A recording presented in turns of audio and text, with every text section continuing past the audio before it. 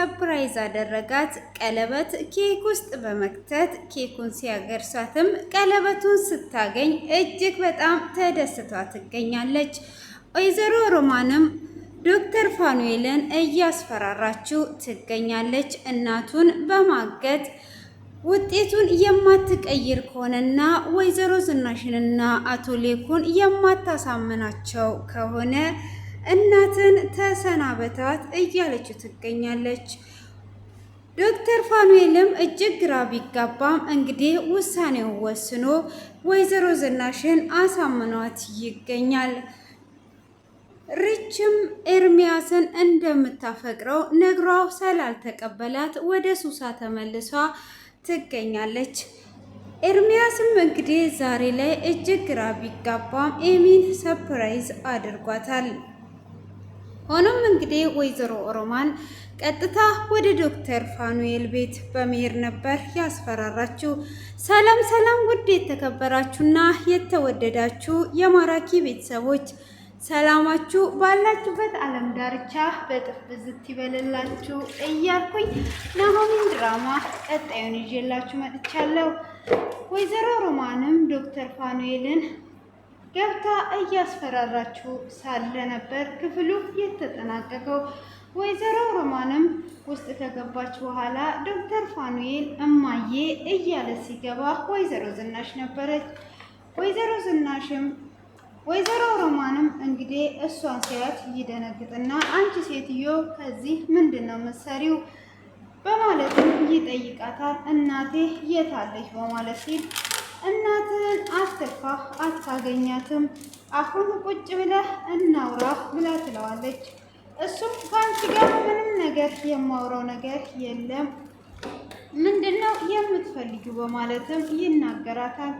እሷም እንግዲህ አሁን እኔ የምፈልገውን ለመነጋገር ቁጭ በልና እንነጋገር በማለት ሲል እማዬ እያለን ቢጠራ የለችም ነበር። ይኸው እናትህ የምትፈልግ ከሆነ ማየት ትችላለህ በማለት ቪዲዮን ታሳየዋለች። እናትየውን ያገተችበት ከኔ ምንድን ነው የምትፈልጊው በማለትም ይጠይቃታል።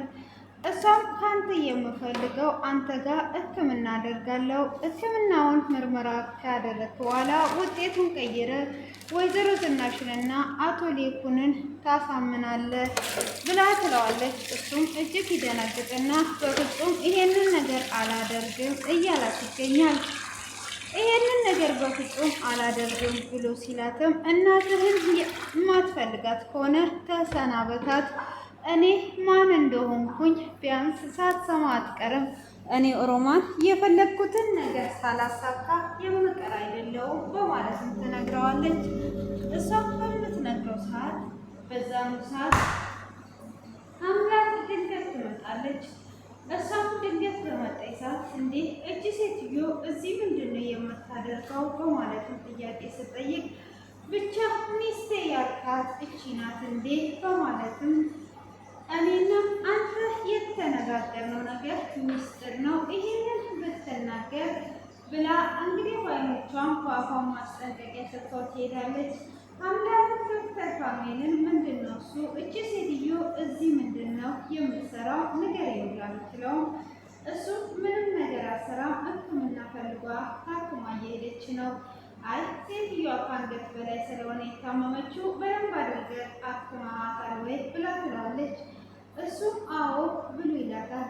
እንደዚህ ጓደኛሞች የሆነው ምንም ነገር እንዳንደባበቅስ አይደል ወይ ንገረኝ፣ ከኔ ምን የምትደብቀው ነገር አለ ብላ ስትለውም እጅግ እየደጋገመችን ብትጠይቀው በፍጹም ሊነግራት ፈቃደኛ አይደለም።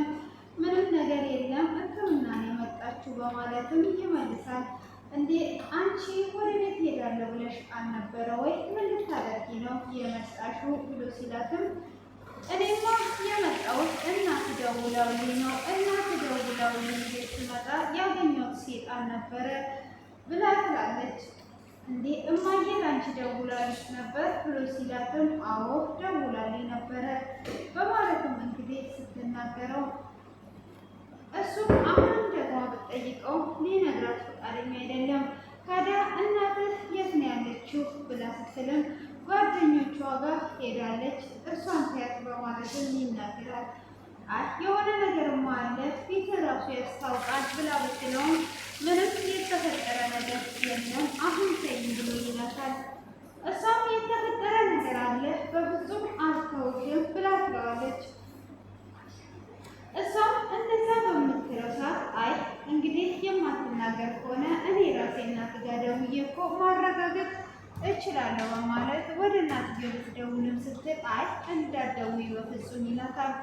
እሷም እሺ በማለት እንግዲህ ግዴታ ስለነበረ አልደወለችም። እሷም ስልኩን አለመደወሏት ምን እየተካሄደ እንደሆነ ስላልገባት ወይዘሮ ዝናሽን ትቀጥራትና ያለውን ነገር ትነግራታለች። እሷም ያንን ወይዘሮ ሮማን እዛ መታ ከዶክተር ፋኑኤል ጋር እንደነበረች ከነገረቻትም በኋላ እሷም እንግዲህ ትጠራጠራቸዋለች። እሷም ያንን ከተጠራጠረችም በኋላ አሁን እቤት ተሰብስበውም እየሳቁና እየተጫወቱ ነበረ። ምግብም እየበሉ እያለ ናሆም የት ነው ያለው በማለትም ሲጠይቅ ከዳግም ጋር ነው። ከዳግም ጋር እኮ ሲኖሩ አሁን ደስተኛ ነው የሚሆኑት። መጀመሪያ እንኳን ከዳግም ጋር ሲኖሩ ጸብ ነበረ፣ አሁን ግን ተመስገን ነው በማለትም እንግዲህ ከዳግም ጋር በመሆኑ ደስተኛ ነበሩ። እሱም እንግዲህ ከዳግም ጋር ስለነበሩና ደስተኛ እንደነበሩ ሲያውቁም ምግብ ለሁለት ለናሆሚ ሲያጎርሷት ነበር። እንዴ ምራት ስትመጣ ልጃችሁን እረሳችሁ ወይ እያለች ኤሚም እየቀናች ትገኛለች። እነሱም መቀናቱ ነው እያሉ እንግዲህ እየሳቁ እየተጨዋወቱም ነበረ። ለካ ናሆሚ ምራት ነው የምትባለው። እኔ እኮ ቅድመ አያት የምትባል መስሎ ነበረ። ለካ የልጅ ሚስት ምራት ነው አለችው። ምራት አሀ ከዚህም በኋላ እነሱን የምትመራው እሷ ናት ማለት ነው። ትርጉሙ ምንድን ነው? ትርጉሙ ምራት ቅድመ አያት ማለት ቅድመ አያት ነው። ትርጉሙ ምንድን ነው? ምራት አሁን እስከ ዛሬ ድረስ እነሱ በማን እየተመሩ ነበር? አሁን በናኦሚ ነው የሚመሩት። እስቲ ኮሜንት ላይ ዝርዝር አድርጋችሁ ንገሩኝ።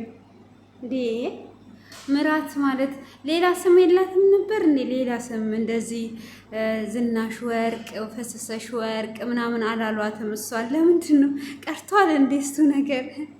ሀይ ዝናሽ ወርቅ፣ ጥላሽ ወርቅ፣ ጥላሽ ሀብታም፣ ጥላሽ እንደዚህ ምናምን የሚባል ነገር ሰማ ነበረ። ወይኔ ያቋረጥኩት ድራማ ምን ይሻለኛል? እኔ እኮ ለየት ያለ ስም ጠቅ የሚል ነገር ሲመጣ ምንድን ነው ብዬ ነው እንግዲህ ለማስታወስ ያህል ነው። እና ድሮ ዝናሽ ወርቅ ሲሉ ሰምቼ ነው። ለዛ ዝናሽ ወርቅ ምንድን ነው ብዬ አንደኛዋ ሴትዮ እኛ ሰፈር ያለችዋ ለዚህ ላማቿ ነው ምን ነበረች ያለችው ቅድም? ምራት ለምራት አው ቅድም ነው ለካ ያለችው እሱ። ወይኔ ጉድ መጽዋለ እና ለምንድን ነው ዝናሽ ወርቅ ያልሻት ብዬ ስጠይቃት እንግዲህ እኔ የሆነ ጥያቄ ነገር መጠየቅ እወዳለሁ አንዳንድ ቀን ህልም ሳይ ማለት ነው። እና ስጠይቃት ልጅቷን ሳንሰማ ስለ ልጅቷ ብቻ ነው ልጁ እያመጣ ጎረቤቱ እያመጣ የሚነግረኝ። እቺ ያልሰማዋ ሳላያት እንደዚህ ዝናዋን የሰማዋ ልጅ ትዘልቃለች ወይስ አትዘልቅም ብዬ ዝናሽ ወርቅ አልኳት አለች ማለት ነው። ከዛን እንዲህ ዝናሽ ወርቅ ማለት እንግዲህ ስለ ልጅቷ ብቻ እንደዚህ ስለተቀደደ ነው እንዴ ብዬ ስጠይቅ እውነትም ያቺ ዝናሽ ወርቅ የሆነችዋ ሴትዮ ያው ሲያገቡ ነው ሴትዮ የሚባሉት ወይስ ሲፋቱ ነው ሰውዬ የሚባሉት? ሴትዮና ሰውዬ ምንድን ነው ልዩነታቸው? ወይኔ ሰውዬና ሴትዮ ማለት ወንድና ሴት ነው እንዴ? ወይስ መጀመሪያ ሳታገባ ሴትዮ ሆና ከዛን ሰውዬ ትሆናለች? እንኳ አይገባኝም። እንደው ምንም አማርኛ አይገባኝም። በቃ ካለ ፈረንጅኛ የሚገባኝ ነገር የለም። ጉድ እኮ ነው። በፈረንጅኛ ቢሆን ኖሮ ሊገባኝ ይችል ነበረ።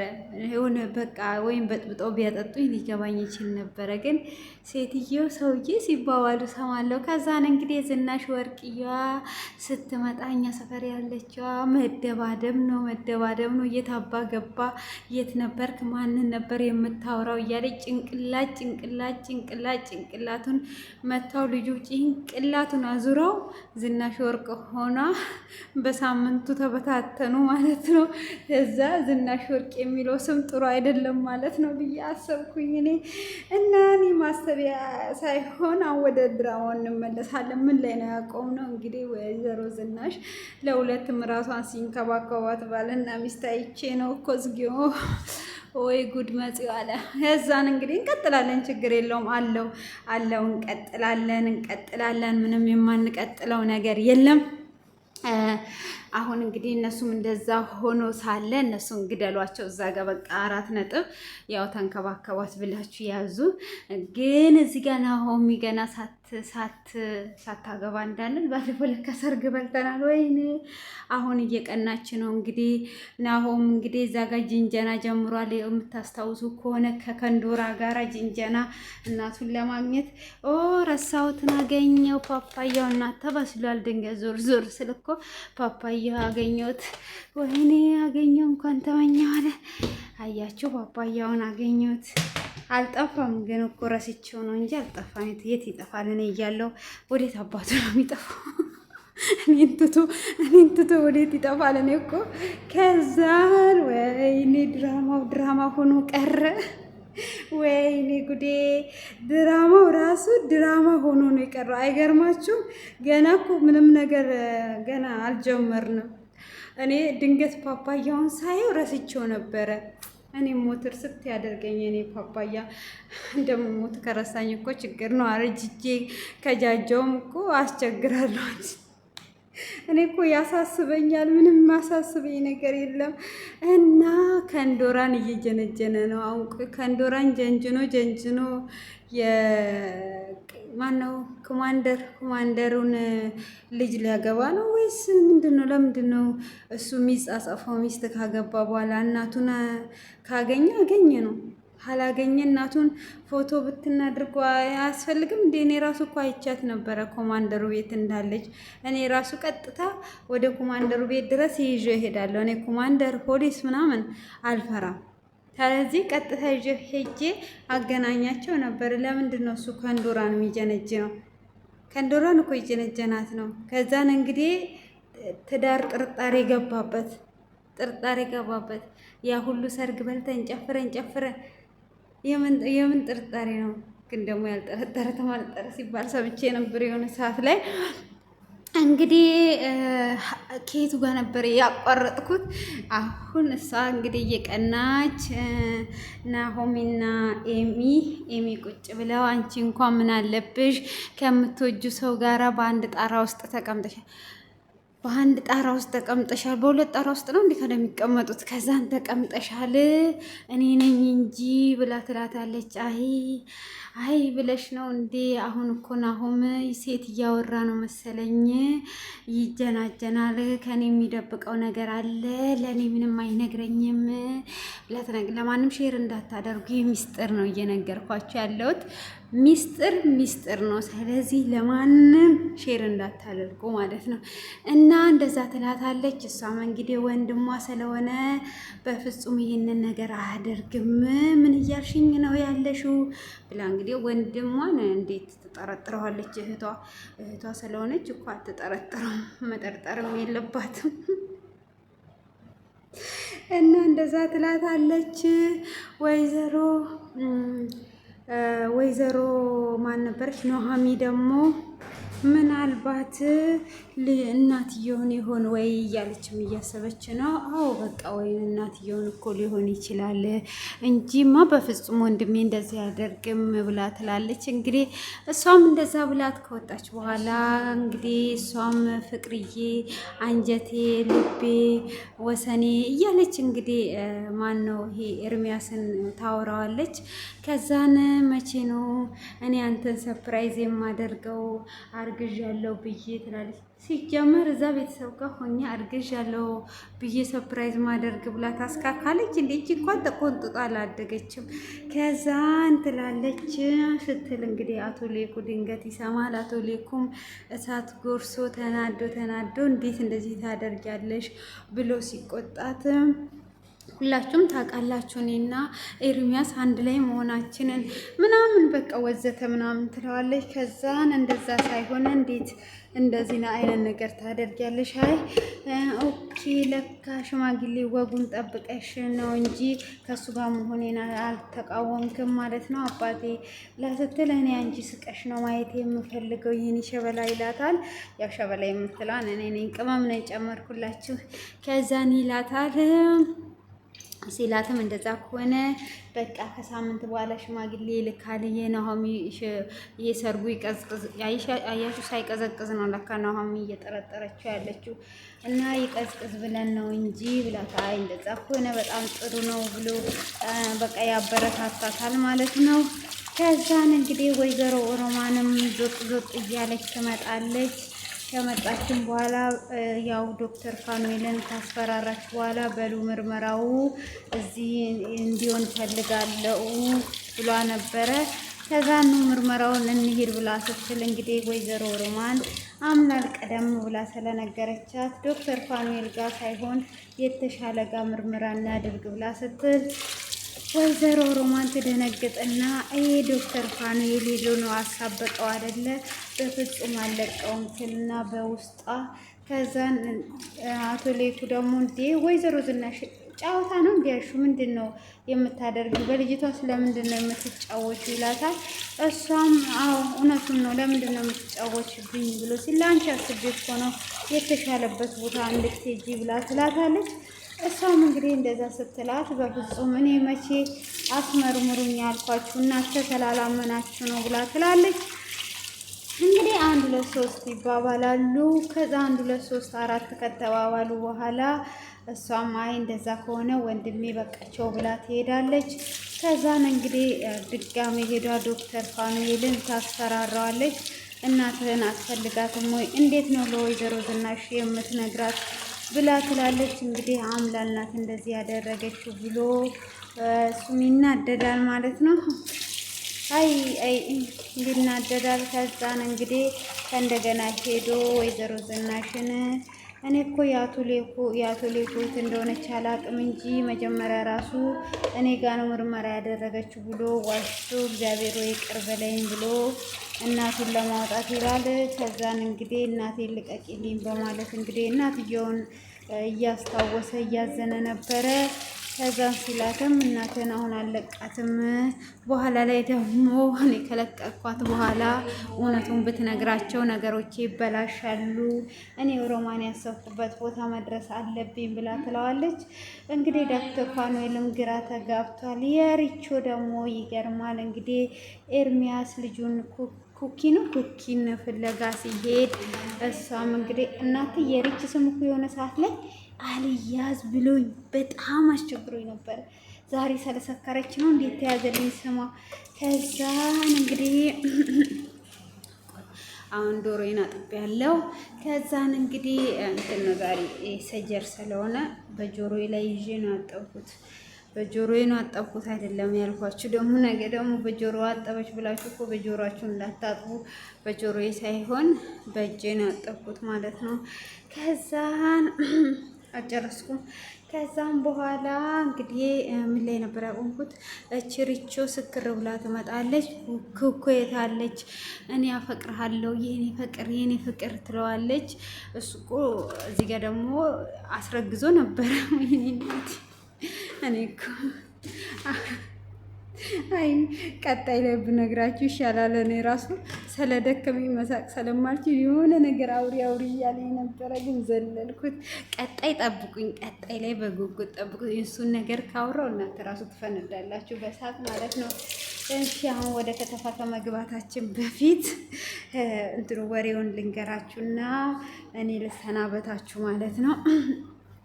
መሄድ ስላለብኝ ማለት ነው።